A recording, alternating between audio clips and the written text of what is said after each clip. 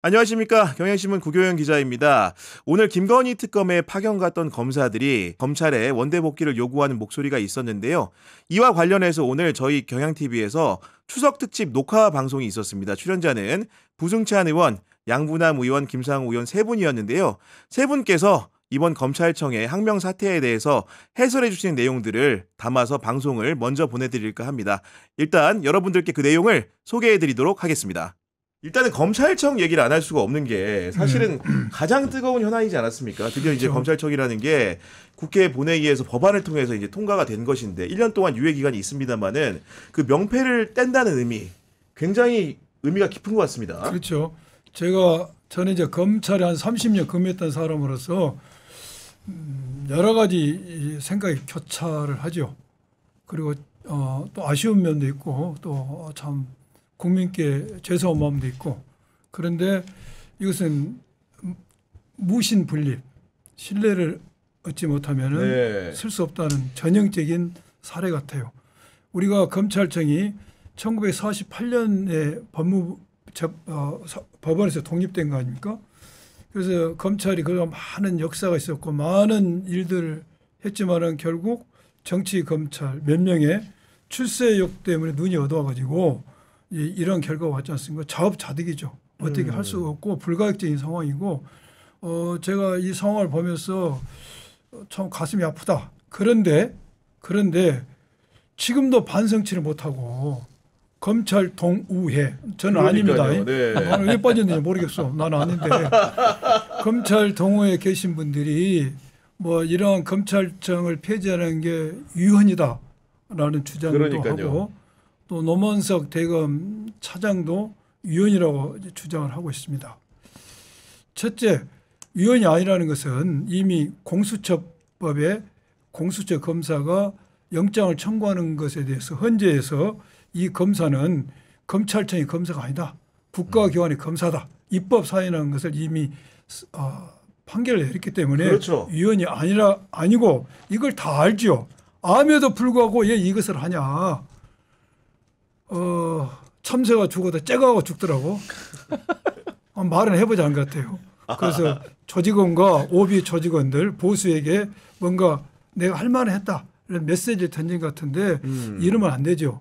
이러면 안 되고, 정말 검찰을 사랑했다면은 우리 검찰 동호회에서 윤석열 한동훈을 나무래야지. 그렇죠. 너희들 이렇게 검찰 운영하면 되냐? 맞습니다. 그때는 입 쫙 닫고 있다고 말이야. 지금 이렇게 한 것은 제가 이런 어느 신문에 찾아서 당랑거철, 뭔 말인지 알죠? 네. 사마귀가 술에 그렇죠, 이렇게. 맞서는 거, 길을 안 벗겨주는 것 같다. 검찰 개혁이란 거대한 도단 흐름에 맞서는 것은 본인들이 그 흐름에 휩쓸려 갈 겁니다. 그래서 아쉬운 생각이 많이 들어요. 아니, 저는 정말로 특이한 게 그 검찰 동호회장이라는 분을 제가 이제 그 기자 생활하면서 이제 검찰총장으로 만났던 것 같은데, 그분이 사실은 중간에 이제 불명예스럽게 나가시게 된 게 그 검사들한테 이제 저항의 직면에서 그 당시에는 중수부 폐지 문제로 나가신 그렇죠. 분인데, 지금 그 동호회를 하면서 이제 그런 경험을 하신 분이 이런 상황에서 뭔가 검찰 조직을 대변하는 듯한 역할을 하시는 게 굉장히 아이러니하게 느껴지거든요. 그렇죠. 본인도 저는 잘 누구를 개인적으로 이렇게 디스를 한 사람이 아닌데, 방금 말씀하신 것처럼 그분도 그 당시 여러 가지 상황이 있어서 대검 중앙수사부를 없앴지 않습니까? 맞아요. 예. 대검 중앙수사부를 오랜 역사에서 많은 역할을 했던 대검 중앙수사부를 폐지하면서 많은 반대가 있었지 않습니까? 엄청난 반발에 부닥쳤던 반발에 당시에는. 부딪혀서 본인이 폐지를 했어요. 그러니까, 네. 그러면은 그와 마찬가지입니다. 검찰청 폐지에 있어서도 많은 저항 세력이 있겠죠. 그렇지만 이걸 폐지하는 게 바른 길이고 역사적으로 올바른 길이기 때문에 이를 선택한 거 아닙니까?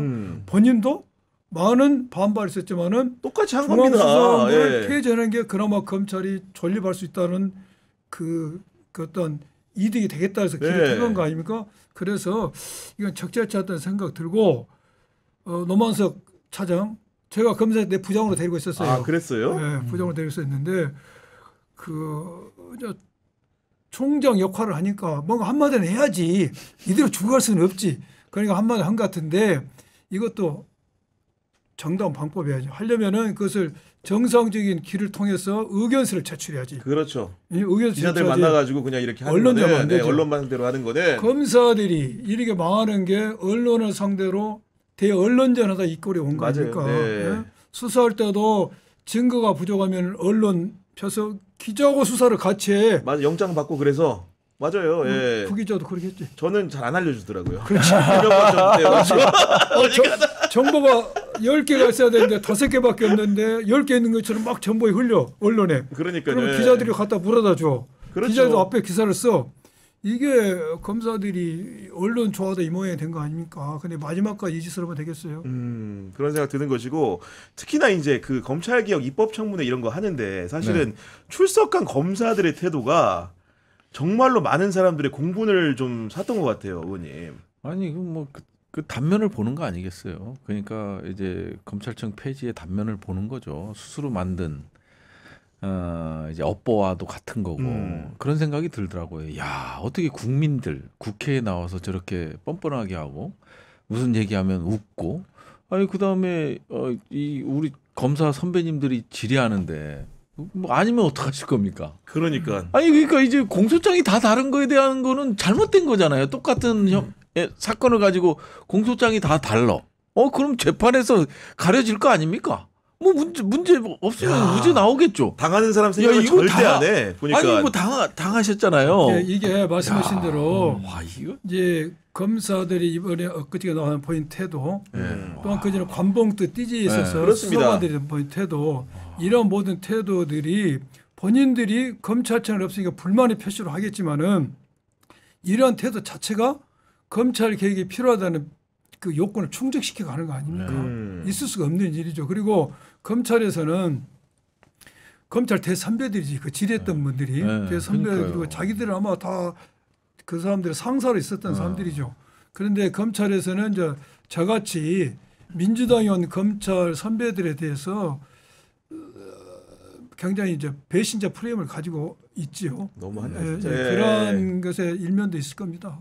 아니 근데 우리 김상욱 의원 같은 경우에도 보면 어찌 변호사 생활 하시면서 검찰청을 많이 왔다 갔다 하셨을 것 같은데 최근에 이제 김건희 특검에서 검사들이 이제 파견 복귀를 시켜달라 이런 식으로 집단 항명에 가까운 일을 벌였는데 그 현상은 좀 어떻게 보셨습니까?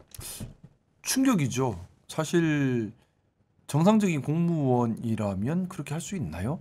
그러니까 공무원 조직에 있는 분들이 특검의 파견 명령에 따라서 파견 있는데 근데 자기들 자의적으로 그냥 철수해 버리는 거지 않습니까? 그것도 내용을 보면은 마치 민중기 특검에게 좀 부당한 압박을 행사하는 듯한 그런 모양새입니다. 욕을 한 것처럼. 좀 상식적으로 납득하기 어려운 검사님이시면 법을 더 잘 지켜야 되지 않을까 하는 생각을 해봤습니다. 그러니까요. 그런 생각 드는 거고. 법을 지키는 행동인가 싶어요. 아니 그리고 이 수사가 한창 진행 중인 도중에 예를 들면 저는 이제 기소를 마치고 특검이 해산된 다음에 우리의 역할과 사명에 대해서 인정해달라고 한다면 국민들이 감안할 부분이 있을 텐데 마치 김건희 수사를 볼모로 한 듯한 중도에 이렇게 항명에 가까운 행위를 하는 거는 저는 공무원의 자세가 아닌 것 같거든요. 그것은 어찌됐든 특검에 소속돼 있지 않습니까? 소속된 상사에 대해서 직무 수행과 무관한 질의를 하는 것, 또 가겠다는 것은 집단 행동입니다. 항명이고 간다면 가도록 내버려 둬야죠. 다 보내버리고 새로운 사람 뽑으면 새롭게 돼요. 시작하는 게 맞다. 그렇죠. 아니 예를 들면 군에도 이제 계셔보셨으니까 군 같은 경우에도 이제 다양한 이렇게 그 상하 그런 체계가 있을 텐데 검사 같은 행동을 할 수 있는 군인이 있습니까 없습니까? 아니 반란이죠.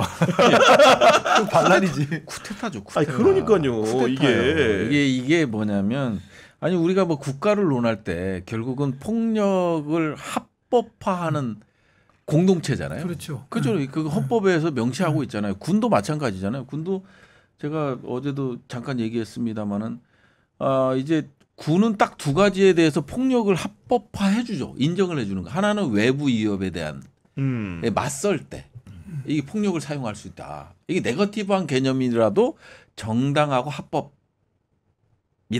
이런 걸 할 수 있는 거 아니에요. 이게 헌법 5조에 명시돼 있는. 또 하나는 정치적 중립을 지키는 거잖아요. 근데 이게 사실은 이 군이 이게 아닌 거면 내란 같은 게 그거잖아요. 야 니는 외부 위협에 대해서만 니네 폭력을 써. 이렇게 했는데 헌법이 명시하고 있는데 아니 내부의 민을 상대로 총뿌리를 겨눈 거잖아요. 그러니까 이거는 폭력의 합법화가 아니고 쿠데타한 거잖아요. 그렇죠. 국민을 상대로 한 거니까. 쿠데타이기 때문에 이런 거는 있을 수가 없는 거예요. 근데 이번 내란 때 이런 것들이 나타난 거죠. 마찬가지로 지금 검찰의 행위도 비슷한 거죠. 결국은 이제 국민적 요구에 의해서 특검이 된 건데 출발했고 그 특검 하에 지하에 있는 검사들이 검찰청 폐지 법안에 반기를 들어서 민중기 특검을 협박하고 여기에 입장을 내라고 하고 그러면서 야 못 내겠으니까 야 우린 다 돌아갈 거야. 그러면 자기네가 원하면 돌아갈 수 있는 거예요? 이게 쿠데타예요. 쿠데타. 그러니까요. 쿠데타가 다른 데 있는 게 쿠데타가 아니고요. 이게 친위 검찰 쿠데타라고 네이밍을 할 수 있는 거죠. 그렇게 봐야 되는 거고 이런 쿠데타에 대해서는 형법으로 다스려야 되는 거 아니야? 침쳤네. 형법으로 다스려야 되는 거죠. 이거를 그냥 야 가. 그럼 다른 사람 와.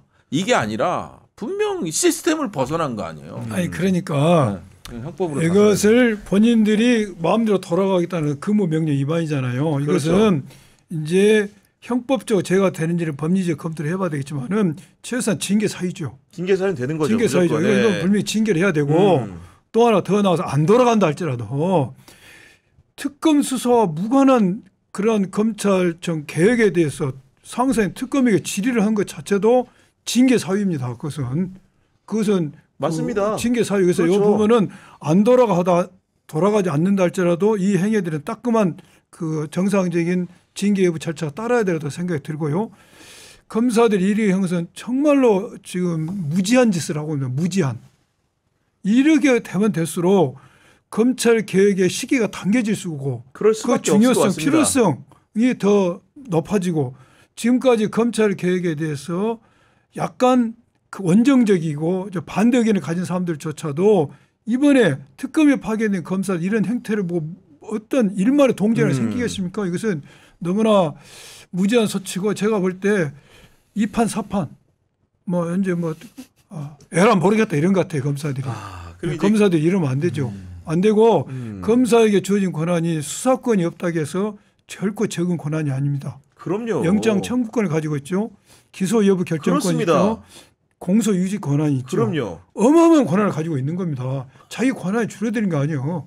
철저히 줄어드는 거 아니, 아닙니다. 맞습니다. 네. 그래서 이렇게 수사를 하지 않고 나머지 권한 주어진 것에 대해서도 늘 국민에게 감사함을 가지고 이 주어진 권한도 잘못 수행하면 또 어떻게 될지 모르는 겁니다.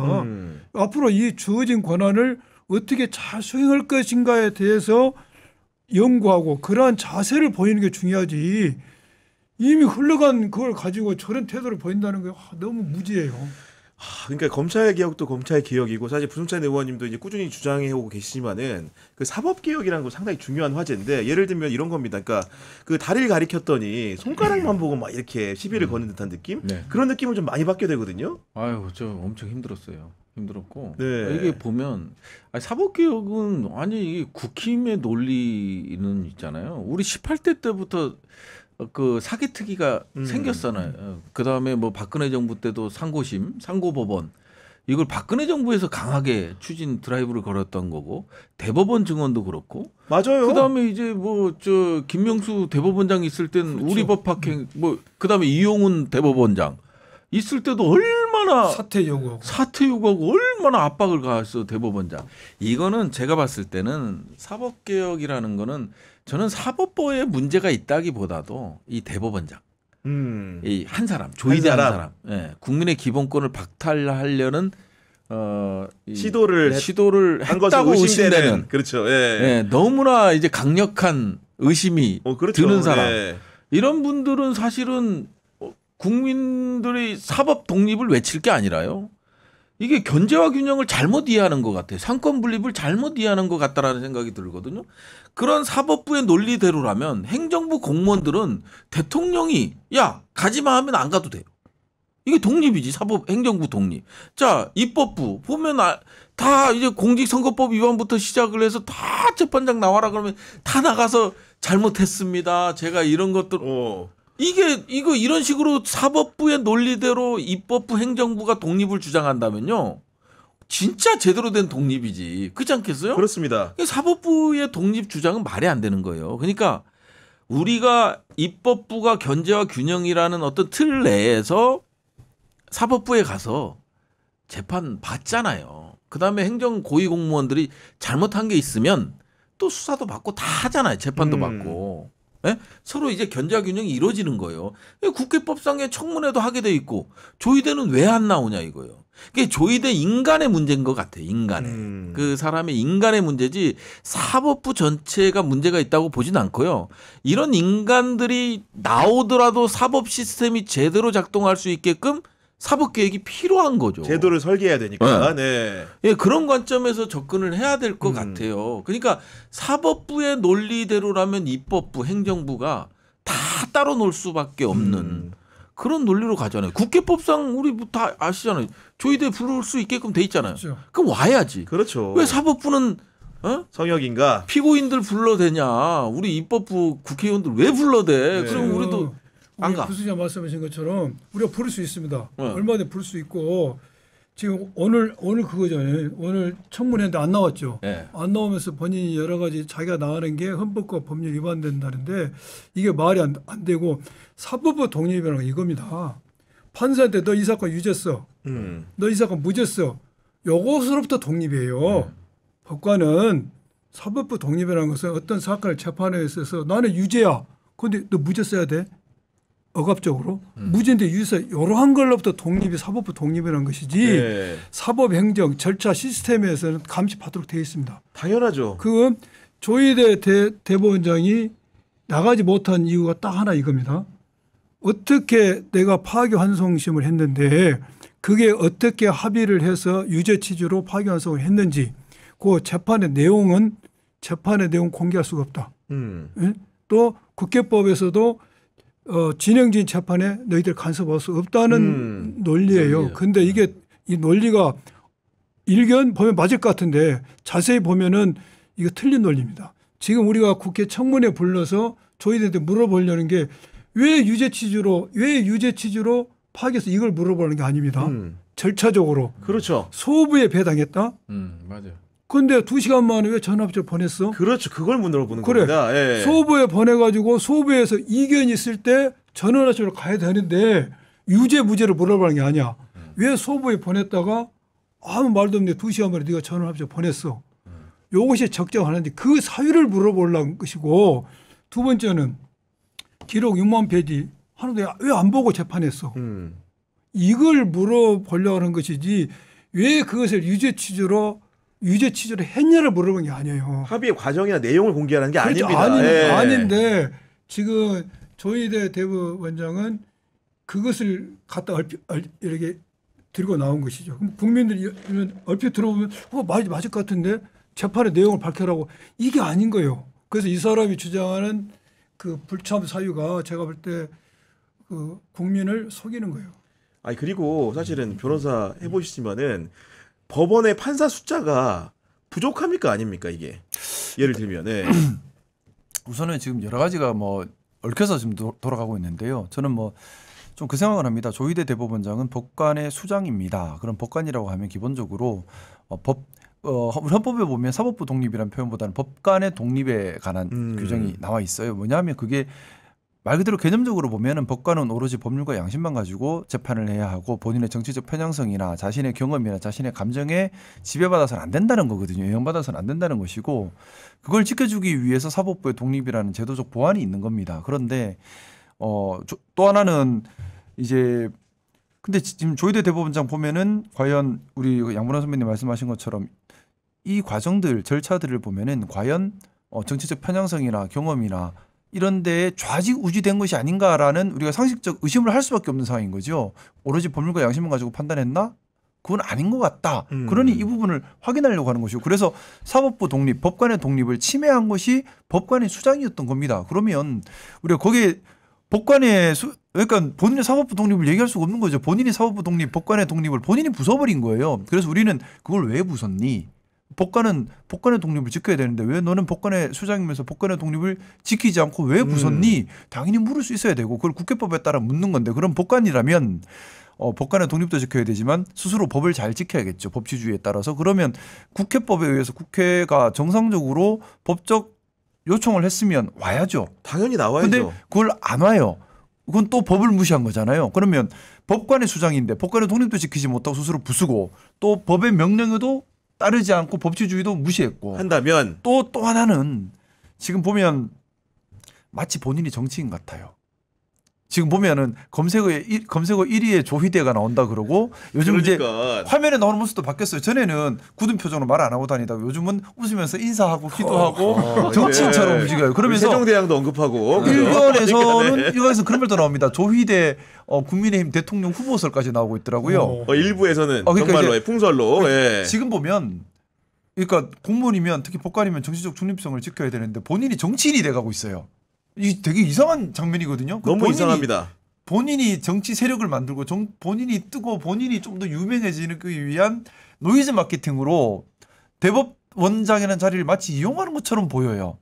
이게 과연 법관의 수장이 맞느냐. 그래서 본질적으로 지금 사법부의 독립, 법관의 독립을 부수고 있는 사람은 대법원장 본인인 겁니다. 그리고 우리 당에서는 이걸 바로잡으려고 하는 거예요. 사법부 독립, 법관의 독립을 지켜주려고 하고 있는 겁니다. 그리고 법관의 이제 사법개혁에 대해서 여러 가지 부분이 있겠죠. 저는 기본적으로는 사법개혁의 결과적 지향점은 국민들께서 느끼시기에 공정한 재판을 하고 있다. 그리고 효율적인 재판을 하고 있다. 그리고 내 권리가 침해받지 않고 있다라는 걸 느끼게 해주는 개혁 방향이어야 한다고 생각합니다. 지금 보면 여러 가지 송사를 겪는 국민들 입장에서는 과연 뭐 그렇잖아요. 막 전관 찾아다니고 유전무죄 무전유죄 말이 나와요. 이거 자체가 불공정하다라는 의심을 갖고 있는 겁니다. 그럼요. 이걸 바로잡는 것이 중요한 거거든요. 그렇습니다. 이게 최종적인 귀결점이 돼야 돼요. 그러기 위해서는 법관의 독립이 다시 한번 돌아오는데 지금 보면 법관의 독립을 법관의 장이 깼기 때문에 이걸 바로잡는 게 그래서 사실은 법관 수를 늘리고 줄이고 하는 것도 더 중요한 문제인 겁니다. 법관은 법관의 독립을 지켜야 한다라는 당연한 대명제를 우리가 지키려고 하는 거예요. 이걸 하고 나서야 다른 개혁들도 의미가 있는 거라고 생각합니다. 근데 이 네. 짧은 기간 동안 이제 몇 개월 안 되는 기간에 이루어진 게 보면 서부지법 폭력 사태에 대해서도 대법원장이 어떤 조치도 취하지 않고 이런 게 있었잖아요. 여기서도 이상하다라는 생각을 했고, 그다음에 지기현 이제 재판에서 이제 그 윤석열을 네. 풀어주는 그 말도 안 되는 취소하는. 논리로 이제 풀어주는 거 이런 것도 있고, 그다음에 제가 이제 뭐 소영교 의원이나 제가 지적을 했습니다만은 의혹 제기는 했습니다만은 알아서 이재명은 대선 후보가 될 수 없다. 대법원 올라오면 알아서 처리하겠다라는 게 소스가 다른 데서 들어온 거예요. 그러니까 전혀 다른 데에서 소스가 들어오고 그 소스의 제공자는 신뢰할 만한 분이에요. 그러니까 우리가 얘기를 하면 다 아는 분. 그런 상황에서 이런 것들이 일어난 거잖아요. 그러니까 너무 짧은 기간에 조희대 대법원장 체제에서 너무 짧은 기간에 조희대에 의해서 이루어지는 것들이 어떤 국민적 상식이나 법률에 기반하는 게 아니라는 거죠. 판례와 관례를 깨버리는 거잖아요. 그럼 뭔가 외부의 힘이 작용했다고밖에 볼 수 없는 거죠. 그렇기 때문에 이 부분에 대해서는 대법원장을 조사하는 거에 대해서는 그렇지만 조희대의 저런 행위에 대해서 수사 조사는 이루어져야 된다. 반드시. 그게 저는 사법부가 사는 길이고 조희대가 사는 길이라고 생각을 해요. 떳떳하면 이게 너무 과정이 이게 너무 딱딱 계획하에 들어맞았잖아요. 이 예를 들어서 아니 4월 30일 날 엠바고로 한덕수가 대선 출마 엠바고를 걸고 5월 1일 날 3시에 유죄 취지 파기환송이 이루어지고 네. 그다음에 또 1시간 만에 4시에 한덕수가 대선 출마를 하고, 근데 이제 우리가 받은 제보랑 너무 똑같은 거 아니에요. 앞뒤가. 네. 그래서 그게 이제 우리가 알고 있는 제보 받은 게 실제 5월 1일 날 행위로 나타난 거 아니에요. 네?